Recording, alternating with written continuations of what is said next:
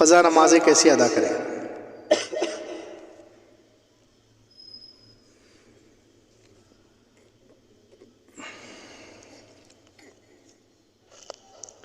قضا نمازوں کا یاد رکھیں، جیسے ادا نمازیں ضروری ہے، ایسے ہی قضا نمازیں ان کی قضا کرنا بھی انسان پر فرض ہے۔ لیکن قضا کیسے کریں گے؟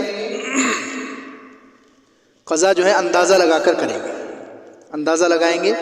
کہ کتنے سال کی نماز میری ابھی تک قضا ہوئی، بالغ ہونے کے بعد سے سوچیں گے میں کتنی مرتبہ فجر چھوڑا ہوں گا، انداز لگائیں گے،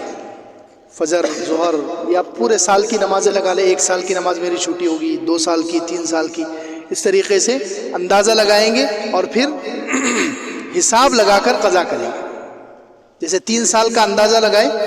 تو اب 3 سال کا حساب لگائیں گے، 3 سال میں فجر کتنی ہے، 1 سال میں 360 ہے، تو 3 سال میں کتنی فجر ہے،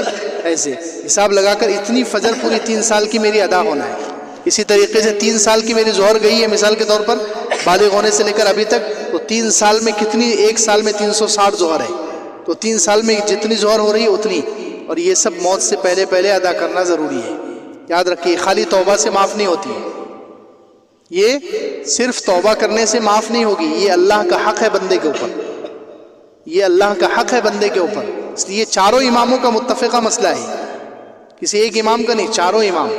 امام شافعی ہو، امام احمد بن حنبل ہو، امام مالک ہو یا امام ابو حنیفہ رحمۃ اللہ علیہ مجمعین، سب کا متفقہ فیصلہ ہے کہ جو نماز قضا ہوئی ہے وہ صرف توبہ سے معاف نہیں ہوگی، اس کو ادا کرنا ضروری ہے،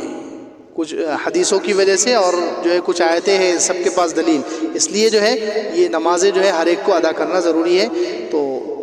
موت سے پہلے پہلے اس کی ادا کرنے کی ترتیب بنا لیں، کہیں ایسا نہ ہو